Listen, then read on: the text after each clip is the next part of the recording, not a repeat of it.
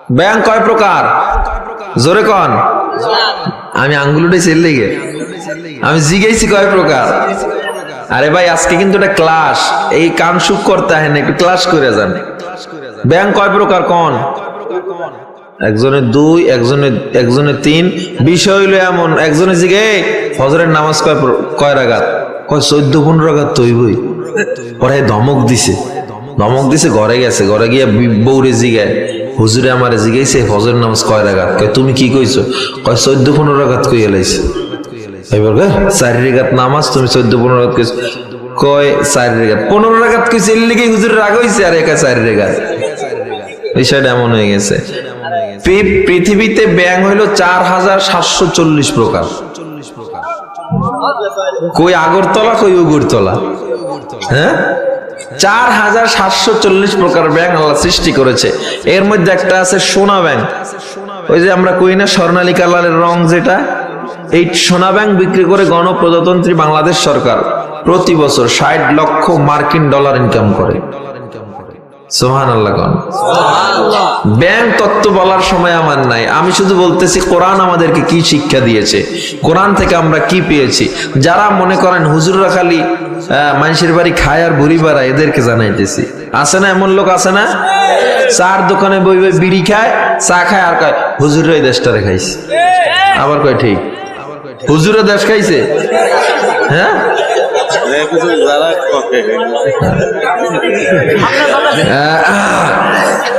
আমার কথা ঠিক এইটা কইছে, বুঝতে ভুল হয়ে গেছে নি।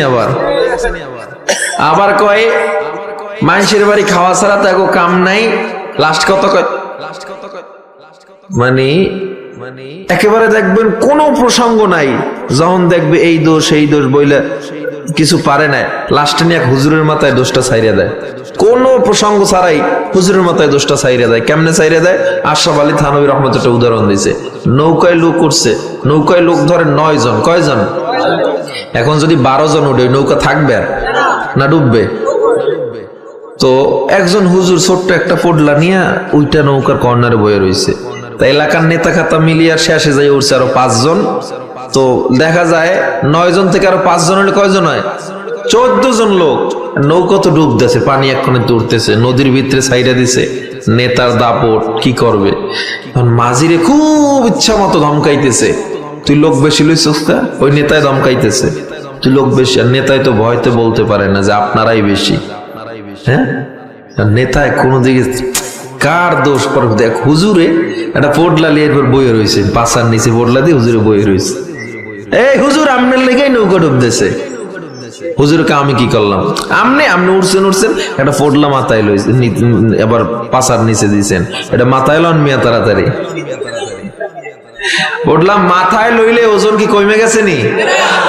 একজনে ঘোড়ার পিঠে করে যাইতেছে, একটা বস্তা নিয়ে যাচ্ছে, পাশে ওই এক দরদি কইতেছে, কত বড় জানোয়ার, চিন্তা করছে, নিজে নিজে তো উঠছে ঘোড়ার উপরে, একটা বস্তা আর লইছে ঘোড়ায়, ওটা মাথায় লইতে পারে না, তাইলে আর ঘোড়াটার কষ্ট হয়?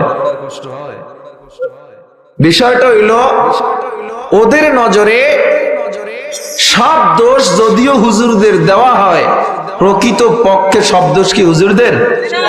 দেশটা দুর্নীতিতে 5 বার চ্যাম্পিয়ন বানাইছো, তোরা আর দোষ দাও হুজুর গো না? হুজুররা দেশ খাইছে না খাজুররা খাইছে? হুজুররা দেশ খায় নাই। বাকি হুজুরদের হাতে দিয়ে দেখেন, 1 সপ্তাহে দুর্নীতি মুক্ত করে ছাড়বো ইনশাআল্লাহ। ঠিক কিনা জোরে কন? কারণ আমরা ওমরের জাতি। ঠিক কিনা জোরে বলেন? আমরা নবীজির থেকে সিয়াসাত শিখেছি, আমরা রডের বদলে বাঁশ দেওয়া শিখি না। হ্যাঁ, জনগণের টাকা খাই, একজনের আঙ্গুল ফুলে কলা গাছ, সুইস ব্যাংকে টাকা বিদেশ পাঠায়। আছে না নাই? যে যে হালতে আছে থাক, দোয়া করি বাংলাদেশ যেভাবে চলতেছে আল্লাহ যেন আরো স্বচ্ছভাবে চালানোর তৌফিক দান করেন। কারণ আজকে কয় তারিখ? 11 তারিখ। আগামীকালকে 13 তারিখ থেকে ওয়াজ মাহফিল বন্ধ। এটা জানেন আপনারা? হ্যাঁ, সবাই জানেন না। রাজনৈতিক, সামাজিক, ধর্মীয় সব ধরনের সমাবেশ বন্ধ। খালি খোলা থাকবে কি কারখানা, গার্মেন্টস, এই জায়গায় কোনো লোকের গ্যাদারিং নেই, মাছ বাজার, এরপরে এই গোস্তের বাজার, কোনো গ্যাদারিং হবে না, নৌকাঘাট, ফেরিঘাট, এগুলোই কোনো ওয়াজ মাহফিল, সব সমস্যায় পড়ছে ওয়াজ মাহফিলে, সব করোনায় ধরছে ইচ্ছা মতো ওয়াজ মাহফিলে। শোনেন, আমি সরকারের কোন আইনের বিরুদ্ধে যাচ্ছি না, শ্রদ্ধার সাথে বলতে চাচ্ছি, বাংলাদেশ থেকে যদি কোরআনের আওয়াজ বন্ধ করা হয় এবং মানুষকে কোরআনের পথে ডাকা বন্ধ হয়ে যায়, করোনা কমবে না, বরং আরো বাড়বে। বাংলাদেশের মুসলমান করোনারে ভয় পায়, করোনার মালিককে ভয় পায় না, ঠিক কিনা জোরে কন? আজ সারা বছর একটা মাহফিল আপনারা পাইলেন, আজকের এই জামিয়া ইসলামিয়া দারুল উলুম আব্দুল্লাহপুর মাদ্রাসার, আরো আশেপাশে দুই একটা মিল, হয়তো সব মিলে আপনার থানায় 8-10টা মাহফিল আপনি পাচ্ছেন। আপনি কি প্রতিদিন মাহফিল পাচ্ছেন? এই এক মাহফিলকে কেন্দ্র করে কত দূর ঢাকা থাকে, কেউ এদিক সাকে, এক ঈদের আমেজ মাহফিলের কারণে এলাকায় বইতে থাকে, সবাই আসে, কোরআনের তাফসীর হয় এখানে। হ্যাঁ, গ্যাদারিং এর কারণে যদি করোনা বাড়ে, স্বাস্থ্যবিধি মেনে যেহেতু শিল্প কারখানায় প্রায় 40 লক্ষ মানুষ কাজ করতেছে, শুধু পোশাক শিল্পে কয় লক্ষ? 40 লাখ মানুষ পোশাক শিল্পে, এরপর আরো কত কত খাতে কত কোটি মানুষ কাজ করতেছে, সবগুলো খোলা আছে এবং তাদেরকে স্বাস্থ্যবিধি মেনে মাস্ক পরে এরপরে তাদেরকে বলা হয়েছে এভাবে এভাবে করতে হবে। এটা ওয়াজ মাহফিলেও বলে দেন। কমিটি লাগলো 10,000 টাকার মাস্ক কমিটি রাইখা দিল দরজায়, সবাই মাস্ক পরে ময়দানে বসেন। অনুরোধ করব, আমার কথা এর পর্যন্ত যাইব কিনা জানি না, সরকার পর্যন্ত, কিন্তু উচিত মানুষকে আরো বেশি করে মাহফিল, ওয়াজ, খুতবা, জুমা এগুলোর মাধ্যমে আরো বেশি করে মানুষকে কোরআনের দাওয়াত দেওয়া। এটা না হলে করোনা কমবে না, বরং আরো বাড়বে বাড়বে। আল্লাহ তাআলা সহি বুঝ দান করেন। আগামী পরশু আমার মাহফিল ফেনী মাহফিল, সেখান থেকে ফোন দিছে, কান্না করতেছে। আমাকে কান্দেন কে? ভাই হুজুর, মাহফিলটা আমরা 1 মাস যাবত প্রচার চালাইতেছি, আপনি আসবেন। আমরা 22টা গেট করছি। কয়টা গেট? 22টা গেট, এবং মাহফিলের প্যান্ডেলের অর্ধেক কাজ শেষ। চেয়ারম্যান সাহেব বইলা দিছে সরকার কর্তৃক নিষেধ আছে, বাইরে কোনো জামায়াত হবে না। তখন আমি উত্তর দিছি, মসজিদে করেন কোনো মতে। কয় হুজুর, যেই পরিমাণ খরচ এ পর্যন্ত করছি, মসজিদে মানুষ বসতে পারবে না, জায়গাও দিতে পারবো না, আর মসজিদের ভিতরে মাহফিল করব, এই মাহফিল আসলে মাহফিলের পরিবেশ মসজিদে হয় না। তারপর আমি বলছি, ধৈর্য ধরেন, আল্লাহ যা ফয়সালা বান্দার জন্য করে এতেই আমরা খুশি, ঠিক কিনা? মাহফিল বন্ধ হবে, আবার চালু হবে, যাই হোক না হোক, আল্লাহ জানো সরকার কর্তৃক প্রত্যেকটা সিদ্ধান্ত যা আমাদের প্রতি আরোপ হবে, সব যেন আল্লাহ আমাদের কল্যাণের জন্য দেয়, বলেন আমিন। আর যদি আমাদের এই সিদ্ধান্তে কল্যাণ না থাকে, আল্লাহ যেন আবার তাদের মাধ্যমেই এই প্রজ্ঞাপনগুলো উঠায় নেয়, বলেন আমিন। এর চেয়ে বড় দোয়া আছে আমাদের জন্য? যদি এই লকডাউন বা এই স্বাস্থ্যবিধি মানার যে সিস্টেম যদি কল্যাণকর হয়, এটা থাকুক, আমরা চাই কি চাই না? আর যদি কল্যাণকর না হয়, আল্লাহ যেন উঠায় নেয়। আপনাদের কষ্ট হচ্ছে? আমি বলতেছিলাম, আমরা মুসলমানের সন্তান, আমরা যেই কোরআন পেয়েছি, যেই বিজ্ঞান পেয়েছি, গোটা বিশ্বের বিজ্ঞানীরা, দার্শনিকরা, পণ্ডিতরাও এই জ্ঞান পায় নাই, ঠিক কিনা জোরে কন? তারা পায় নাই। কোরআন হাদিস সবই সত্য, প্রমাণ দেখো না, তারপরেও কোরআনের কথা কেন মানো না? আল্লাহ নামটি কলা গাছে, আল্লাহর নামে গোশত ভাসে, মাছে গাছে আল্লাহ লেখা, মাছে গাছে আল্লাহ লেখা, প্রমাণ দেখো না, তারপরেও কোরআনের কথা কেন মানো না? তারপরেও হাদিসের কথা কেন মানো না? এ মুসলমান ইমানদার আল্লাহর গোলাম, বলতেছিলাম শুধুমাত্র ঈমান থাকলেই হবে না, আমল থাকতে হবে। কেমন আমল থাকতে হবে মুসলমান? ইবনে আব্বাস রাদিয়াল্লাহু তাআলা আনহু তাফসীরে মাযহারি কাযী সানাউল্লাহ পানিপতি রাহমাতুল্লাহ আলাইহি বর্ণনা করেন। ইবনে আব্বাস থেকে হাদিসটা বর্ণনা হয়, মানুষের ঈমান কেমন ঈমান হওয়া চাই? ঈমান আমল কেমন থাকবে? আগুনের সামনে যখন কোনো মানুষ দাঁড়াইবে, বেঈমানরা যদি বলে আগুনে পর নচেত ঈমান সার, ঈমানদার বলবে আমি আগুনে পড়তে রাজি, ঈমান সারতে রাজি না। দ্বিতীয় নাম্বার উদাহরণ, দাজ্জালের সামনে মানুষ যদি দাঁড়াইতে পারো, যে বান্দার ঈমানের পাওয়ার থাকবে দাজ্জালের সামনে দাঁড়াতে পারবে না। ওই ঈমানের পাওয়ারের সাথে আমলের পাওয়ার যদি অ্যাড করে দাও, ঈমান আর আমল দুটো মিলে নূরুন আলা নূর হয়ে যাবে। ওই বান্দা দাজ্জালের সামনে দাঁড়াইয়া দাজ্জালকে অস্বীকার করবে। আল্লাহর নবী সহিহ হাদিসে বলেন, দাজ্জালের এক হাতে থাকবে জান্নাত আর এক হাতে থাকবে জাহান্নাম। দাজ্জাল মেঘকে বলবে বৃষ্টি দে, দাজ্জালের কথা অনুযায়ী মেঘ বৃষ্টি দেওয়া শুরু করবে।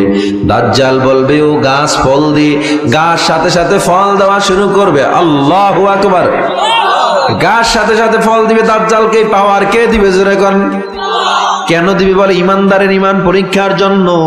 দাজ্জালের চোখ থাকবে একটা, কোন কোন রিওয়ায়াত আছে চক্ষু দুইটাই থাকবে, একটা থাকবে পচা আঙুরের মতো নষ্ট। দাজ্জালের কপালে কাফারা লেখা থাকবে, আমলওয়ালা ঈমানদার ছাড়া কেউ তা পড়তে পারবে না। দাজ্জাল যে এলাকায় যাবে, ওই এলাকায় ঘূর্ণিঝড় বাতাস বন্যা শুরু হয়ে যাবে, এত ভয়ঙ্কর দাজ্জাল। দাজ্জালের চুলগুলো থাকবে কোকড়ানো, দাজ্জাল একটু বেটে টাইপের হবে। দাজ্জাল দুনিয়াতে আসবে কখন?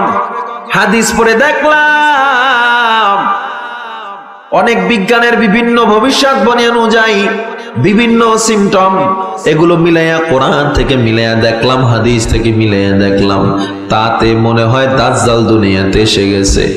কারণ দাজ্জাল লোহার মাধ্যমে কথা বলাবে মানুষকে, মানুষের কথা হাওয়ায় ভাসাবে দাজ্জাল।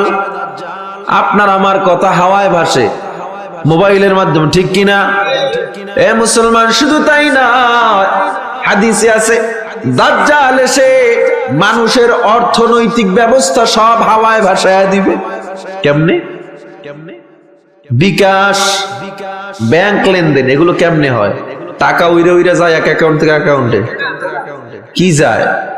এটা কোড নাম্বার, শুধু লেখা থাকে টাকা 1 লাখ, টাকা 50,000, আর কিছু না। মোবাইলে টাকা আসছে, বিকাশে টাকা আসছে, খুশি হয়ে গেছেন, টাকা আইছে, একটা নাম্বার আইছে, কিন্তু আপনি টাকা পেয়ে যাচ্ছেন। এবং এটাও বলা আছে শেষ জামানায় কাগজের কোনো টাকাই থাকবে না। দাজ্জালের এমন পাওয়ার, তাতে মনে হয় দাজ্জালের বিভিন্ন, এই যে বারমুডা ট্রায়াঙ্গেলের একটা আমরা ঘটনা পড়লাম, সেখান থেকেও দেখলাম দাজ্জাল দুনিয়াতে এসে পড়েছে মনে হইতেছে। কিন্তু আমি মুসলমান ভাইদের কাছে জিজ্ঞাসা করতে চাই, দাজ্জাল আসলেই কি আমরা পার পেয়ে যাব, নাকি ঈমান আর আমলকে মজবুত করতে হবে? এজন্য ইবনে আব্বাস বলেন সূরা আসরের তাফসীরে, ঈমান আমল কখন মজবুত হবে? ওই আমল, ওই ঈমান যেটা দাজ্জালের সামনেও তোমার রুখে দাঁড়ানোর মতো আমল থাকতে হবে। কেমন আমল বলতেছি? ঈমানদারও দাঁড়াবে দাজ্জালের সামনে বেঈমান। দাজ্জাল কি করবে? আপনার বাবাকে কবর থেকে টান দিয়ে উঠাইবে মৃত, এরপরে বলবে জীবিত হয়ে যা, সাথে সাথে দাজ্জালের কথায় আপনার বাবা জীবিত হয়ে যাবে। যাদের ঈমান দুর্বল তারা দাজ্জালের উপর ঈমান এনে ফেলবে, আর যাদের ঈমান সবল তারা বলবে তুই একবার জীবিত করছো, আল্লাহর শক্তিতে পারলে তোর শক্তিতে তুই আরেকবার জীবিত কর। দাজ্জালের সব শক্তি শেষ হয়ে যাবে। আল্লাহু আকবার। তো ঈমানি শক্তি কেমন? দাজ্জালের যে বাম হাতে বা বাম দিকে জাহান্নাম থাকবে, ঈমানদাররা কইবে ওর তো আসলে জাহান্নাম হতে পারে না, আর ওর জান্নাতও জান্নাত না, ও তো কোনদিন ঈমানদারে ভালো চায় না। এজন্য ঈমানদাররা ওর জাহান্নামের দিকে সাহস করে হাঁটতে থাকবে। আল্লাহর নবী বলেন ওই দাজ্জালের হাতের জাহান্নাম আল্লাহ জান্নাত বানায়া দিবে। কই মাহাদির সৈন্যরা গর্জে ওঠো, শহীদি তামান্না বুকে নিয়ে, সুফিয়ান মতবাদ রুখতে হলে এখন থেকেই থেকো তৈরি হয়ে, আসবে এই মহাকাল, রুখতে হবে দাজ্জাল, ঠিক কিনা? আসবে এই মহাকাল, রুখতে হবে দাজ্জাল। যার এক হাতে থাকবে জান্নাত, এক হাতে থাকবে জাহান্নাম। মানুষকে বলবে ডেকে ডেকে, আমি তো তোমাদের খোদা মহান। যার দিলে থাকবে ঈমান, হবে না তো সে বেঈমান। মুমিন বলবে ডেকে ঈমান নিয়ে বুকে, নিশ্চিত তুই দাজ্জাল আসবে এই মহাকাল, রুখতে হবে দাজ্জাল আসবে এই মহাকাল, রুখতে হবে দাজ্জাল। ঠিক কিনা? আজ বিশ্বের চারিদিকে মুমিন মরছে ধুকে, একটু কি দিলে দয়া হয় না? ওরে কাপুরুষ ঘরে বসে ভাবছো হিসাব কষে, এখনো তো সময় হলো না। মুমিনরা হয়ে যাবে মাজলুম, গাজওয়ায়ে হিন্দ ভাঙাবে ঘুম। পদে পদে আসবে মুসিবত, চারিদিকে পড়বে পাপের ধুম। মূর্খরা গড়বে সমাজ, উঠে যাবে ইলম ও লাজ। ঠিক কিনা? মূর্খরা গড়বে সমাজ, উঠে যাবে ইলম ও লাজ। আসছে কিয়ামত, রুখতে মুসিবত, হাঁকছে আজান বেলাল, আসবে এই মহাকাল, রুখতে হবে দাজ্জাল আসবে এই মহাকাল, রুখতে হবে দাজ্জাল। ঠিক কিনা? ওরে মুসলমান, আপনার দিলে যদি ঈমানের পাওয়ার না থাকে, সাথে যদি আমলের পাওয়ার না থাকে, দাজ্জালের মতো ফিতনার সামনে আপনি দাঁড়াইয়া সফল হতে পারবো না। দাজ্জালের সামনে যদি দাঁড়াইতে চাই, দাজ্জালের সামনে যদি সফল হতে চাই, ঈমান আর আমলের পাওয়ার ছাড়া দাঁড়ানো যাবে না। কিয়ামতের আরেকটা বড় আলামত, দাজ্জালকে নিয়ে মানুষ আলোচনাই করবে না, এটাও কিয়ামতের আলামত। দাজ্জাল আসার আগে আগে এগুলো নিয়ে খুব কম আলোচনা হবে। আজকে বাংলাদেশে যদি প্রতিদিন 1000 মাহফিল হয়, 990টায়ও দাজ্জাল সম্পর্কে আলোচনা পাওয়া যায় না। অথচ নবীজি বারবার বলেছেন, দাজ্জাল সম্পর্কে তোমরা খুব সতর্ক হও, বহু কঠোর ঈমানওয়ালা মানুষ সেদিন ধসে পড়ে যাবে। এজন্য আল্লাহ পাক রব্বুল আলামিন বলেন, ইল্লাল্লাযীনা আমানু ওয়া আমিলুস সালিহাত।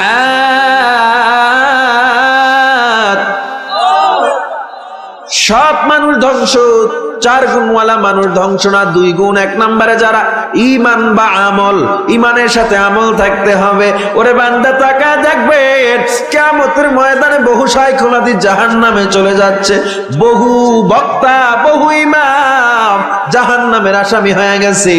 কেন জাহান্নামের আসামি হয়ে গেল বান্দা? কারণ ঈমান হলেই হবে না, শাইখুল হাদিস হলেই হবে না, হাফেজ হলেই হবে না, আমল ছাড়া আল্লাহর দরবারে কোনো দাম নাই। পক্ষান্তরে বহু রিকশাওয়ালা জান্নাতে চলে যাবে কেমনে? একজন গরিব রিকশাওয়ালা আল্লাহওয়ালার সংস্পর্শে গিয়া নামাজ কেমনে পড়তে হয়, রোজা কেমনে রাখতে হয়, সন্তানকে মাদ্রাসায় পড়াইয়া একজন রিকশাওয়ালাও দেখবেন আপনার আমার সামনে জান্নাতে চলে যাচ্ছে। একজন ভ্যানওয়ালা দিন আনে দিন খায়, এদের মধ্যে বহু মানুষ এভাবে জান্নাতে চলে যাবে। আল্লাহর নবী বলে, আমলওয়ালা গরিব ধনীর 500 বছর আগে জান্নাতে চলে যাবে। জোরে কন সুবহানাল্লাহ। টাকায় বান্দা শান্তি দিতে পারে না। দেখবেন টাকা কামাইতে কামাইতে মাথার সব চুল পইরা মাথা স্টেডিয়াম হয়ে গেছে বলা, এরপরও ভালো নাই। ঠিক কিনা? ভাই কেমন আছেন? ভালো নাই। কেন ভালো নাই? বউ কথা শোনে না, মেয়ে কথা শোনে না, পোলায় কথা শোনে না। এক পোলাই ইয়াবা লইয়া দৌড়ায়, আর এক পোলায় ফেন্সিডিল লইয়া দৌড়ায়, আছে না নাই? কেন? বান্দা বলে হারামে আরাম, হারামে কোনোদিন আরাম পাওয়া যাবে না। ওরে বান্দা তাকায় দেখো, একজন গরিব যদিও অল্প টাকা কামাই মাস শেষে তার 10,000 টাকা ইনকাম, 8,000 টাকা ইনকাম, 12,000 টাকা সর্বোচ্চ যাদের ইনকাম, এরা যদি আমল করে দেখবেন আপনার চেয়েও বড় শান্তিতে তারা বাস করে, ঠিক কিনা? কোটি টাকার মালিক দেখো অভাব হয় না দূর, গরিব ঘুমায় গাছতলাতে মনটা বাহাদুর, ঠিক কিনা? ফেরাউনের লাশটা দেখো মিশর জাদু ঘরে, খায় না পোকা মাছি মাকড় সবাই ঘৃণা করে, জ্ঞানী যারা বুঝে তারা শুধু ইশারায় নির্বোধকে বুঝাইতে কে পারে কোথায়, ঠিক কিনা? উপরের উঁচু জমিনের পানি যেমন নিচু জমিনে যায়, তেমনি আল্লাহর রহমত আসে নম্রতার হৃদয়ে। ভোগ বিলাসের বাড়ি গাড়ি পরে রবে সব, থাকতে সময় স্মরণ করো আল্লাহ আমার রব, থাকতে সময় স্মরণ করো আল্লাহ আমার রব। কে আমাদের রব? জোরে বলেন কে আমাদের রব? জোরে বলেন আল্লাহু আকবার। আল্লাহ নাম আরো জোরে উচ্চারণ করে বলেন আল্লাহু আকবার। সর্ব অবস্থা ইমানদার কার উপরে ভরসা করবে? জোরে বলেন কার উপরে? ও মুসলমান ইমানদার, টাকায় শান্তি দিতে পারে না একজন ঈমান, একজন আমলওয়ালা মুমিন বান্দারে যদিও গরিব হয়, মেতর হয়, সুইপার হয়, আমলটা যদি ভালো থাকে বান্দা একটা কথা মাথায় রাখবেন, যেই জ্ঞান দিয়া যেই সম্পদ দিয়া তুমি মালিকের পরিচয় পাও নাই, ওই সম্পদ এবং ওই জ্ঞান কোনোদিন তোমার কাজে আসবে না। আল্লাহ তাআলা বলেন ঈমান আমলের পাশাপাশি আরো 2টা গুণ লাগবে, ওয়াতাওয়াসাউ বিল হক ওয়াতাওয়াসাউ বিস সাবর। সত্য প্রচারের উপদেশ, ধৈর্য ধারণের উপদেশ। ইবনে আব্বাস বলেন এই প্রথম থেকে 4টা গুণ কোন মানুষ যদি একটা মানুষকে ফলো করে, ওই 4টা গুণ একজনের মধ্যেই পাওয়া যায়। সুবহানাল্লাহ। একজনকে বলে আপনার আমার নবী রাসূল আকরাম সাল্লাল্লাহু আলাইহি ওয়াসাল্লাম মুহাম্মদুর রাসূলুল্লাহ সাল্লাল্লাহু আলাইহি ওয়াসাল্লামের জীবনী, সাহাবায়ে কেরামের জীবনী তালাশ করলে, যে কোনো একজনের জীবনী যদি তালাশ করো দেখবা সত্য প্রচার, ধৈর্য ধারণ, ঈমান এবং আমলের উদাহরণের চেয়ে সুন্দর হতে পারে না। কত ধৈর্য! আল্লাহু আকবার। আইয়ুব নবীকে আল্লাহ পরীক্ষা করছেন, মুসা নবীকে আল্লাহ পরীক্ষা করেছেন, ঈসা নবীকে আল্লাহ পরীক্ষা করেছে, এরপরে ইব্রাহিম নবীকে আল্লাহ পরীক্ষা করেছে। কত কঠিন পরীক্ষা! আপনি একটু আমার জবাব দেন তো, আপনাকে আমাকে কি আল্লাহ এর চেয়ে বেশি পরীক্ষা করছে? একটু জোরে বলেন না রে বান্দা, না না। আল্লাহ বলেন বান্দা ধৈর্য ধারণ করো, সত্য প্রচার করো, নিজেও করো এবং উপদেশ দাও। ওরে বান্দা, বড় আফসোসের সাথে বলতে হয় ধৈর্য কোথায় ধরবে? আল্লাহ যদি একটু ধান কম দেয় আল্লাহর প্রতি বেজার হইতে বান্দা দেরি করে না, আছে না নাই? আল্লাহ কি আর কারো দোকান দেখে না? আমার দোকানটায় আল্লাহ কেন আগুন লাগাইলো, বলে কি বলে না? আল্লাহ কি আর কারো ফোলা দেখলো না? আমার পোলাটার এই পানিতে ফলান লাগলো। অথচ আল্লাহ কি বলেন? وَلَنَبْلُوَنَّكُمْ بِشَيْءٍ مِّنَ الْخَوْفِ وَالْجُوعِ وَلَنَبْلُوَنَّكُمْ بِشَيْءٍ مِّنَ الْخَوْفِ وَالْجُوعِ وَنَقْصٍ مِّنَ الْأَمْوَالِ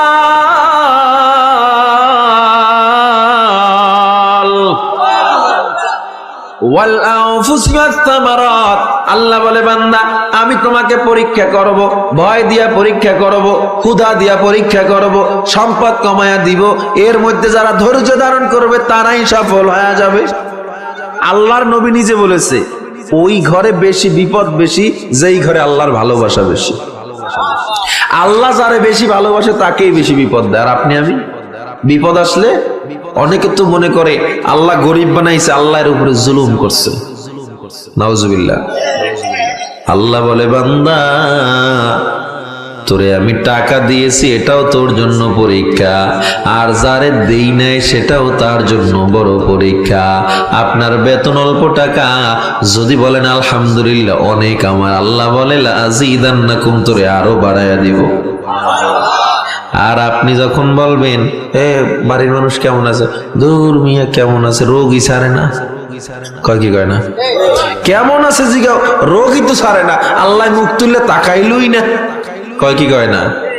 আর যদি আপনি মুমিন বলতেন আল্লাহর আলহামদুলিল্লাহ, আল্লাহর রহমতে ভালো আছি, তোমার ঘরের কি অবস্থা, আমার ঘরে আমার মা বাবা একটু অসুস্থ, দোয়া কইরো আল্লাহ যেন সুস্থ করে দেয়, আমার আল্লাহ খুশি হয়ে যায়। আমার আল্লাহ বলে যে বান্দা আমার হয়ে যাবে আমি তার জিম্মেদার হয়ে যাব। আপনি আমি আল্লাহকে মানি না, আস্তাগফিরুল্লাহ। কত মানুষ যে অজান্তেই শিরক করে ফেলে, মানুষ জানেই না। তুফানে পড়ছে, তুফান থেকে উঠেই বলে আরে মাঝিটা কত ভালো ছিল, শিরিক করে ফেলেছেন। আল্লাহ আপনাকে বাঁচাইছে, আপনি বাঁচানোর মালিক বানায় দিলেন আপনার মাঝিরে। হেফাজত করেন আল্লাহ আমাদেরকে, বলেন আমিন, জোরে বলেন আমিন। বান্দা গো, উহুদের ময়দানে আমার নবী এক বেঈমান যখন নবীর হেলমেটে একটা আঘাত করেছে, ভালো করে বুঝবেন, হেলমেটের লোহা ভেঙে আমার নবীর কপালের উপরে ভেঙে ঢুকে যায়। আমার নবীর রক্ত পড়তে পড়তে নবী একটা গর্তের মধ্যে পড়ে যায়। বেঈমানরা গোটা আরবে খবর দিয়ে দিয়েছে মুসলমানের নবী মুহাম্মদ দুনিয়ার জমিনে আর বেঁচে নাই। হযরত হানজালা রাদিয়াল্লাহু তাআলা আনহু নতুন বিবাহ করেছে, বাসর ঘর আজকে এমন অবস্থায় হঠাৎ করে কানে খবর এসে পড়লো মুসলমানের নবী নাকি দুনিয়া থেকে বিদায় হয়ে গেছে। হানজালা রাদিয়াল্লাহু তাআলা আনহু বিবির ডাক দিয়া কয়, বিবি তাড়াতাড়ি আমায় বিদায় দাও, আর থাকা হবে না, আমার মায়ার নবী নাকি দুনিয়ায় নাই। বিবি ডাক দিয়া কয়, স্বামী গো ভালো করে চেহারাটাও দেখতে পারি না, একটা বার দাঁড়াও একটু দেখবো। হানজালা ডাক দিয়া কয়, বিবি না না না, দাঁড়ানো যাবে না, আমার নবী যেখানে নাই আমি হানজালা বেঁচে থেকে কোনো লাভ নাই। জোরে কোন সুবহানাল্লাহ। ও মুসলমান, তাকায় দেখেন হানজালার কেমন ঈমান। হানজালা রাদিয়াল্লাহু তাআলা আনহু গভীর রাতে সেই ফজরের দিকে দৌড়াইয়া উহুদের ময়দানে চলে গেছে। আগের দিনের খবর পরদিন সকালে হানজালা চলে গেছে, মাত্র 1-2 ঘন্টার ব্যবধান। উহুদের যুদ্ধ চলতেছে, হানজালা উহুদের যুদ্ধের ময়দানে ঢুকে যুদ্ধ করতে করতে এক পর্যায়ে হানজালা শাহাদাত বরণ করে ফেলল। আমার নবীজি ওই গর্তের মধ্যে যখন পড়া, নবীর কপাল বেয়ে বেয়ে রক্তগুলো চোখের উপরে পড়ে রক্তগুলো কেমন যেন জমাট বেঁধে গেছে। হযরত ওমর, ওসমান, আলী, আবু বকর পাগলের মতো দৌড়ায়, আমার নবীর না জেনে কি হয়েছে, নবী নাকি দুনিয়ায় নাই, পাগল হয়ে গেছে। হযরত ওমর, ওসমান লাফ দিয়া গর্তের মধ্যে ঢুকে আমার নবীরে জড়ায়া ধরছে। হযরত ওমর নিজে তার আঙ্গুল দিয়া নবীর রক্তগুলো যখন সরায় দেয়, আমার নবী তাকায় কয়, ওমর আমি বাঁচবো কিনা জানি না, তবে আমার উম্মত মার খাইতেছে, তাড়াতাড়ি তাদের হেফাজত করো। হযরত ওমর ডাক দিয়া কয়, নবী আপনারে ফলায়া কেমনে যাব? আমার নবীকে আল্লাহর কসম করে বলি, ওমর, আলী, ওসমান, আবু বকর জলদি যাও, আমাকে আল্লাহ দেখবে, তোমরা তাড়াতাড়ি ওদের হেফাজত করো, ওরা মার খাইতেছে। হযরত ওমর কোনো কথাই শুনে না, না নবী আপনাকে ফালায়া যাব না। আল্লাহ নবী কসম করে বলে, হযরত ওমর জলদি যাও, আমি আল্লাহর কসম করে বললাম যাও। কসমটা শুনিয়া ওমর আর কিছু করার নাই, বাধ্য হয়ে যখন উহুদের দিকে আবার চলে যায়, ওমর ইয়াতিমের মতো মাথাটা আমার নবীর দিকে ঘুরায় আর ডেকে বলে, ও নবী আপনি আমারে আজকে পাঠায়া দিতেছেন, তবে আপনি জেনে নেন আপনার যদি কিছু হয়ে যায় এই ওমর দুনিয়ায় আর বাঁচবে না। আল্লাহু আকবার বলেন, আল্লাহু আকবার। নবীজি যেদিন দুনিয়া থেকে বিদায় হয়ে গিয়েছিল, হযরত ওমর তরবারি নিয়ে মদিনার অলিতে গলিতে দৌড়ায় আর কয়, যে বলবি আমার নবী নাই, আমার তরবারি থেকে তার কোনো রেহাই হবে না। এমন মায়ার নবী হযরত ওমর ছেড়ে কেমনে যাবে? সব সাহাবায়ে কেরামকে নবী আমার কসম দিয়ে পাঠায় দেয়, যাও যাও।